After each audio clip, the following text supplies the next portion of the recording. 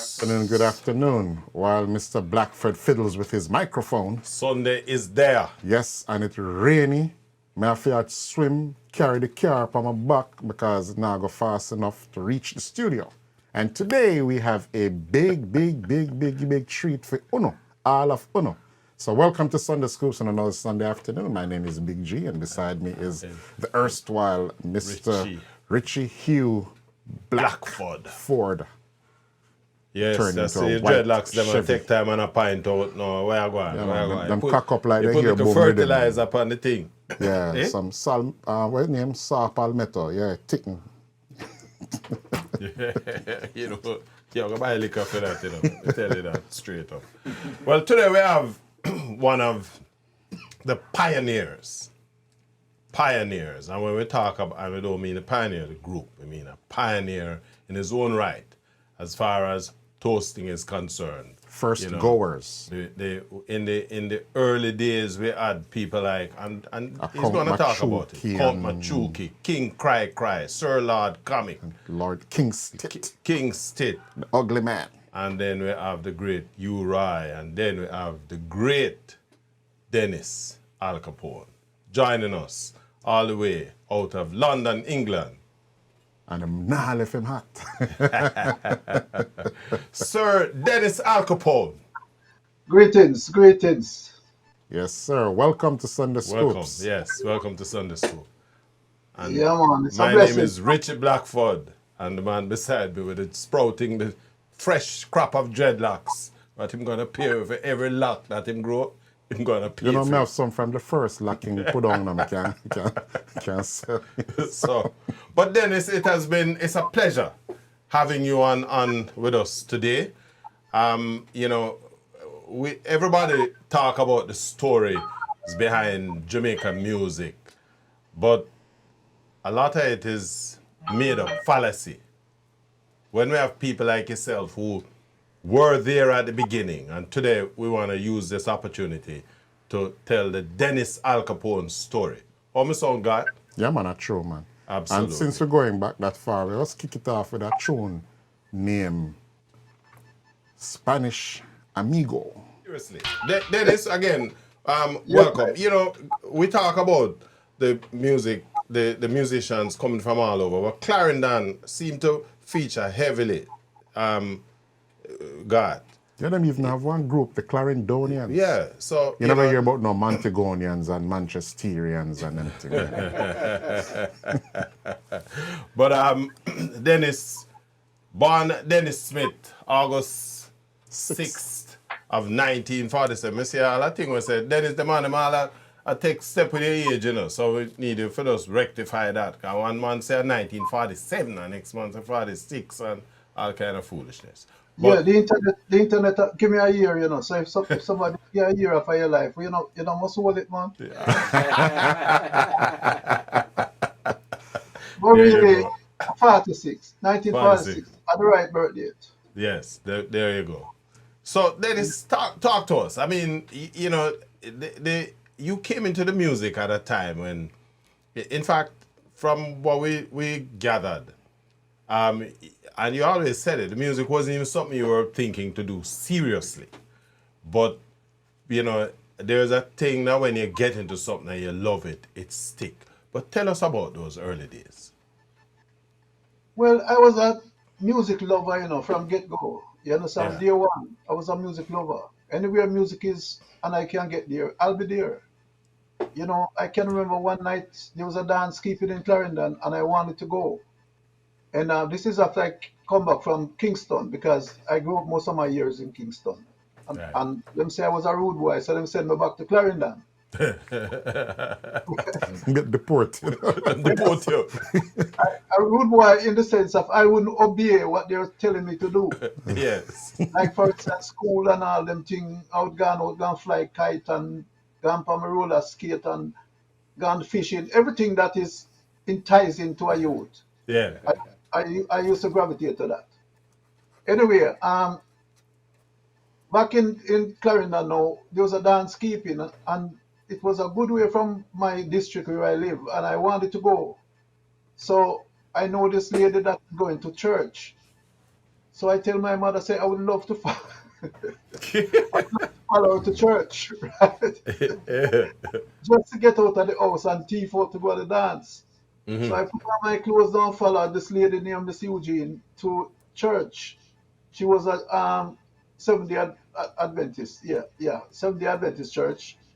And I sneak out of the church and run down to a place called Crossroad and jump on a bus and go to where this dance is in a place named Cupid's, right? Now, it was my friend that organized it, and he told me that he would meet me there, right? So I went to the dance, and he was nowhere to be found. Oh my God. No, he's a man, me afraid, afraid of dopey, trust me. The amount of dopey story with me here in my life, brethren, I don't want to be on the road certain hours at night in the country. By yourself, especially. All you see is Peeny Wally. You understand? So anyway, I went to the dance this night now, and when I know I see my friend now, I start panic.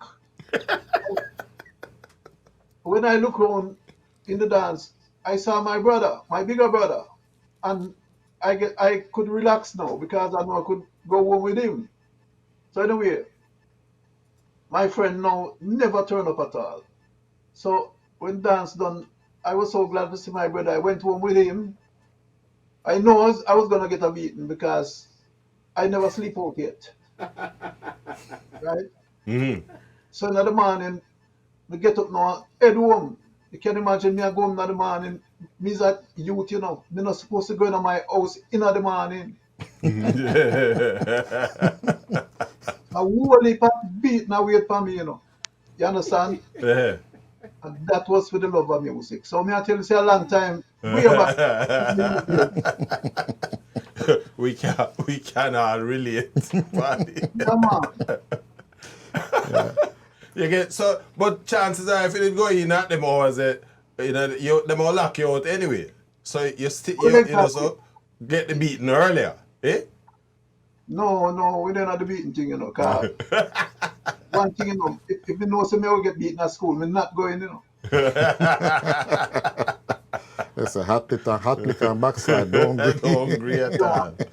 We used to have a teacher. Our head teacher was a politician named Broderick, Teacher Broderick. You mean Percy Broderick? Him say one man. Percy Broderick, yes.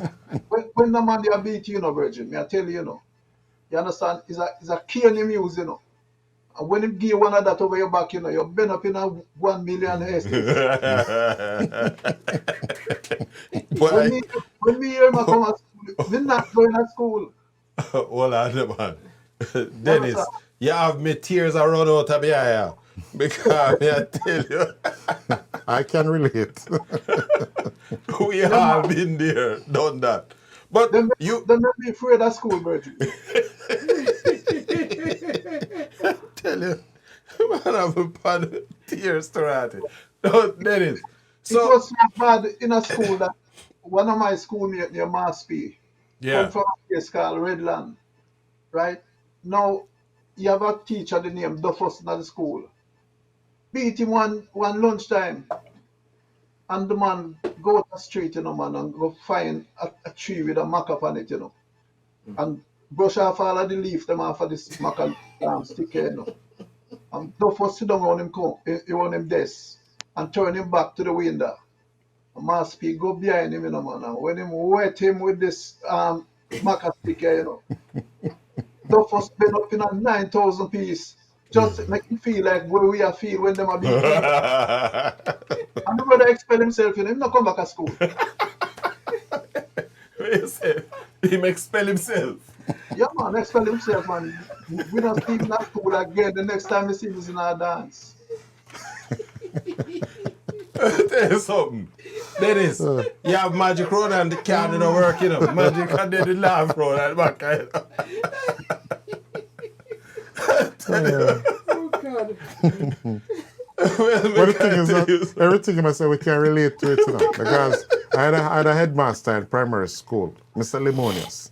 Yeah. And when him come in after lunchtime, with him cane, I walk on the desk, him walk on the desk And once him ask you a question, if you don't answer fast enough, you're getting one right across your back. You So understand? Come, hold on, man. We go, he's out for the beating thing, and we can't finish the show. So Dennis, Yes, I. no, your early thing was you had a sound, well, you had a music, because that's how I got introduced. El Paso Awaso, that was Mosquito One. right? Yeah. But before we get there, there was a sound. Because you came to Kingston, you lived in what? Walton Park. Walton Park Road. Right. Right. I And lived near 28-year dance hall where all the big sounds them used to come. Sir Cox's Downbeat, Duke Reed the Trojan, King Edward the Giant, Count Bell the President, so much sound. Count Nick. Thunderbird. Thunderbird was mostly a kind of party sound, you know. But I talk about the big sound. And with Big the sound, big okay. right? The W18 and some big steel on up by the tree. Them kind of sound. There was Cox's sound and Tom the Duke Great Reed. and all them sound, you know. Right. And the Matador. But you had a sound at the same And the time too. Matador. You had a sound called El Paso. Tell us about that. Well, after the country thing, you know, I went back to Kingston. Right. Right, because them would ship me out because I was misbehaving, I was unruly. So them shipped me back to country. So I spent about, I'm not even sure, probably about 6, 7 years back in the country. Then I went back to town and my sister had a bar on Walton Park Road. And me and my brother and this other guy named Eddie Burns were living there. And it's about not even 5 minutes up the road is 28-year dance hall. Right, so music is always coming down the road. Mm-hmm. You know, sometimes we just walk up there and listen to the sound while they string up the sound. Sometimes we jump 2 fence and go into the dance because we never have no money to pay. Right, one of my friends did live right beside the dance hall. So what I did know when dance time come, I go over by his home, jump over the back fence. Sometimes the man them catch me and since we not pass through the gate, we tell them so we pick up some buckle and them leave way. Mm. So I saw the thing start and from there so now I really and truly get into loving the music, you know, listening to all the great DJ them that pass through like Sir Lad Comic, Count Machuki, King Stitch, this guy named King Sporty, Yaawd Upton that used to play King Edward's the Giant. Mm-hmm. And Cuttings used to play Duke Reed. Cuttings, Yeah. who same Cuttings who went to England and set up the record distribution. No man, that's Peckins. Pickens. Yeah, That guy King Cry. Cry Cry is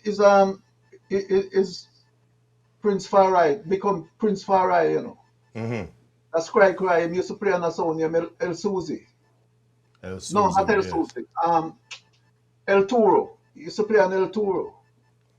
That's King Cry Cry, who later became Prince Farai. Right. So these were your influence. I was just checking up, and there's a name that kept featuring a DJ named Pompadour. From what I gather, you seem to take a shine to Pompadour. Pompadour was playing a song named Kenton. Right. Yeah, from where you I live.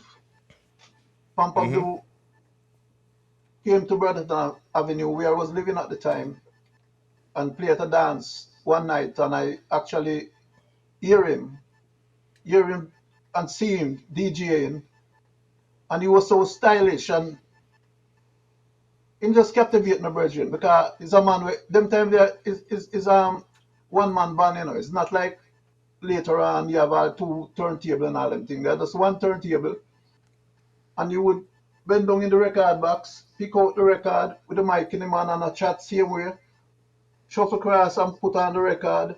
And it was so stylish that I said, this brother here, You understand? And the way him sound, you know, him really captivate me and turn me into a DJ because when I wake up the next morning, all I can think about is Pampadoo and him DJ.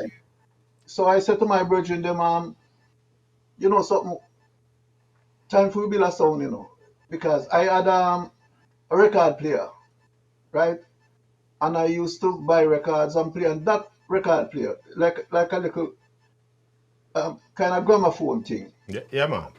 Yeah, and I said to my brethren, I could build a sound, man, you know, because he was learning trade with a technician named Irvin.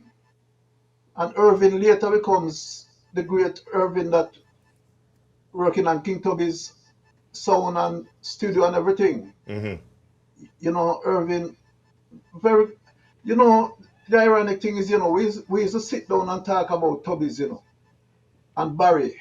Barry's a great amp builder too. So we used to talk about Barry, who teach Tubby's, you know, so we used to have that conversation amongst us on the corner. So anyway, this guy Winston was learning trade with Irvin. So I said to him, why don't you ask Irvin to help us build amplifier? And I will provide the records and also the speakers. So I asked my brother to actually stand surety for some Celestian speakers. We're going to trust them. And Samuel the First, that used to play on the sound with me, he started to he was building some box for us. You know, because he's a jack of all trades, you know. He was my second on the sound after all these things started. So anyway, El Paso now, we started out with our preamp was on a sardine tin, you know. You know the normal sardine tin then. Right? The oval shape on them.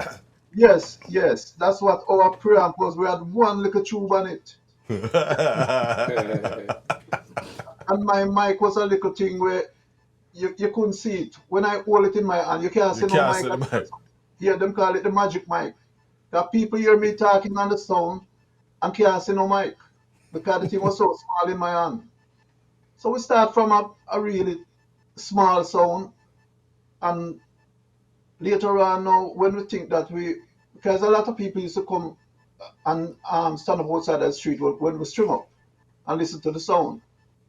So we realized that now we had to get speakers. This was even before I chose the speaker then. We used to borrow a speaker. I know a version of a 12-inch speaker. So I went and borrowed it because our first speakers was 10-inch. That's what we said. That's how small we started, you know, 10-inch speakers. Right. And the first time I borrowed a 12-inch speaker and put it on the sound and play it, the sound starts sound like a sound now. You know, so that inspired me to go and trust those speakers. I'm at a DJ starter kit.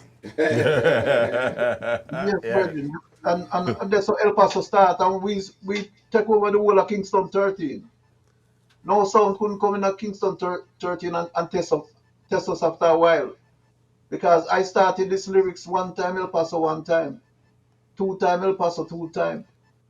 I was so El Paso, make you bad so, make you go on so. You understand? And that now, every school children are sing that thing, and the whole thing catch on until, you know, I used to work Kingston Public Service. That is the light company. GPS, eh? Yeah, my brother was working there, and I used to go there and learn trade with him. He work on the vehicle then. So everywhere I go now, I used to write up El Paso and the outside the street. El Paso. Anywhere I reach, I write El Paso on the wall. Just like what you see Elia Lewis is doing. It's a graffiti. So you are a graffiti. You spoil people them wall. I was one of them graffiti man, you know. Later on, I see Elia Lewis started doing it. Right? But I was doing that from late 60s. Right? Yeah, so 1968, that's good promotion, you know. People just seeing this El Paso crop up and we just become big. You know, Well, and let's give the listeners a taste of El Paso Awaso. Mother locked the door and father have the key. But baby, that won't stop you from loving me. Here's a question that, you know, always struck me listening to people like yourself, and especially at this time, because around this time, Uri had kind of shake off the gate already, and had kind of made his entry, but your own DJ styling was very, very different in the first instance, and you kind of wonder what was the motivation behind the lyrics, you know? What would you say you drew on as your inspiration? Well, Uri was one of my inspiration too, you know. 'Cause Uri was the biggest DJ ever in Jamaica True that. in those days, right? My inspiration is in the dancehall. You know, dancehall coming like a rehearsal for me. Right. You know, so all those lyrics was made in the dancehall. You know, so I just put them to record later on. Amazing, amazing. Of course, by the time El Paso take off the sound system, and as you say, you're in the dance hall, these are the lyrics that is coming out of, I guess, clearly the interaction with the crowd, the audience, and just the general atmosphere. But Keith Hudson came into the picture, right? Which sort of pointed you in the direction of recording. Tell us a little bit about that. Can we pass your cars? Yes. 1 minute. You see them one away skank the door. Yeah, we look on the Belfoot and the And the platform. barefoot and the platform shoes, me I look pan. And the hipsters. Wait, Dennis, I want to give you a joke. Me did have one of them platform shoes that, you know, with about 40 color up on the top. It was the thing at the time, man. That was the thing at the time. You understand? Yes, man. I have about 4 belt round the waist, you know, some little fine belt. Taylor used to be it. You hear this one now? My wife tell me say she think no style, you know. Because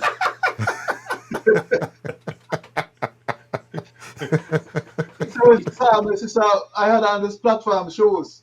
She never realized well then, and she shorter than me, you know, and I tell me so she think I was style. Right? Not 5 feet 8, brethren.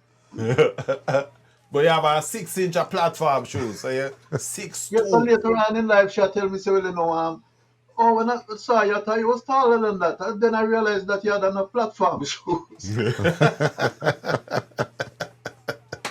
Why, Dennis, you have it on the rope set around. Yeah, man. So, anyway, how Keith Hudson coming out of the picture now? Yeah. Keith Hudson heard about me as being a bad DJ. And Keith Hudson had Uri first, you know. Right? Uri did Dynamic Fashion Way. Dynamic Fashion Way, right. Yes, for Keith Hudson. So immediately Uri went to Treasure Isle, Duke Reed, and start doing all those hits like Wake the Town Until the People, Where to the Ball. Where to the Ball, and The Station Rule the Nation, and all those tunes. So Keith get a bit jealous to know that he had Uri first and Uri gone somewhere else in another camp. So him said the whole thing now to find a replacement. And someone told him about me. And he came to Brotherton Avenue. And me and my brethren them just sit down on a wall and a reason. And it's him that ride up on him under 50. I say, Yaawd, I would like record you, you know. So I say, eh? Say, yeah, man. Come on Dynamics tomorrow. Just like that, you know. All right, hold that point. Hold that, Dennis. We're up on a break. We just want a quick thing and we come right back. Hold that. Yeah, that was a Revelation version. And before that, you heard Number One Station and Get in the Groove, led by D Brown. Okay, that was a young Dennis Brown. That was my production, you know. Yeah? You produce that? Yeah, man, that was my production. And the A side of that is the Once Upon a Time with Dennis Brown alone. That's right, yeah. Side is I was D lonely. Brown. Yeah, that song I just played is by Hardly Rallin, who is now living in Florida. Big up yourself, Hardly. Hardly says listening in. That it's a coincidence that you play his song, right? Hardly Rallin living in Florida. Yes. Enough respect.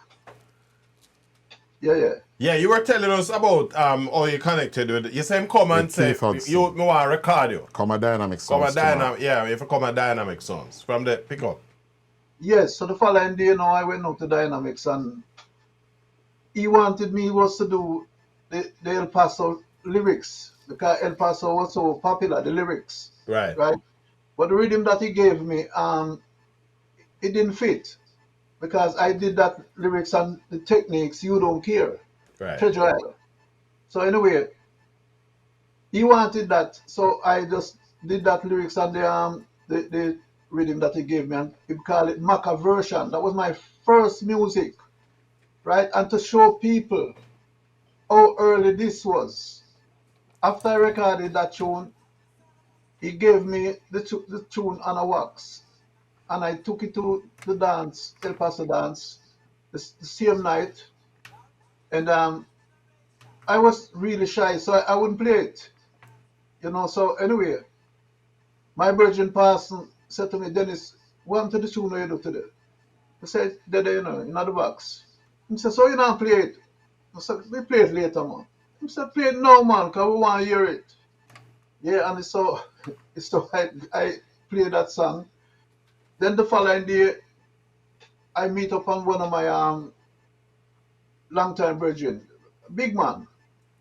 So I said to him, I make a record, Him say, you make record? So yeah, man. He said, what you do? You sing? I said, no. You play an instrument? I said, no. You cannot sing and you don't play an instrument, or you make record. Leave the studio. Leave the studio, man. Yes, so I said, the DJ. He said, DJ, what is that? I said, it's like talking on a record. Mr. Man can't Talking. talk on a record. And this man a go on, man. I say, Virgin, I make a record though. Yeah, I make a record. I mean, not sing, I mean, not play no instrument, me DJ. So it's so far back, me I tell you now that them never recognize DJ business, even though you are there doing thing. But you have someone we're not really into music that kind of way. You understand? They will Yeah. listen to music or play upon the radio, but them don't know the in-depth of the music and the different part of the music. Like you have instrumentally where Scatterlights used to play, or you have a vocal group like Techniques or Melodians or a solo singer. Them don't know them can't differentiate. You So understand? that's So music. yeah, it's one of them man there. The man said, so you're not singer, you're not play instrument. Yeah, but that was one of the early experience. I could give the listeners a quick taste of the Marker version. Era, both yourself and Scotty tended to, work off each other to a large extent. And it fueled this development of the DJ. You guys But, really opened that door. but right? Scotty worked mostly with Derek Harriott. With Derek Hart. I remember, yeah. But the point though is that this was the early days of DJing, and as you just pointed out, Dennis, nobody know the DJ business, and so this new approach to the music business was a little bit more than most people could appreciate. And unless you go to a dance before you understand what the role of a DJ is over music. And so taking that from the dance and then bringing it onto the record where, it's a whole different listening experience. And, I am just curious what the atmosphere would have been like. For example, how did you get these tunes to start to play upon the radio? Well, that's down to the producer them, It's Yeah. down to the producer them. And at that time, there was kind of a discrimination where Jamaican music was concerned. So mostly American music was played on the radio, right? So you have people like Duke Reed used to buy time, Yeah. right? I think he had a program. Yes, he had a program, yeah, and that program was called Treasure Isle Time. Treasure Isle Time, right. Yeah, but what some of the guys them producer them do, the younger producers like Bunny Lee and people like those, even Bob Marley, right? When Bob started producing, they use a kind of heavy-handed tactics Badman with tactics, the man. DJ them. Good boy tactics. They will go to JBC and hold up DJ and make him know what is what and where is where. Hi there. If you enjoyed that clip, go on over to our website at yawdmedia.com where you can watch the entire broadcast at your leisure. And while you're there, why don't you check out our other reggae music features? And before you leave, pick up some of our Jamaican reggae merchandise and hey, don't forget to tell your friends.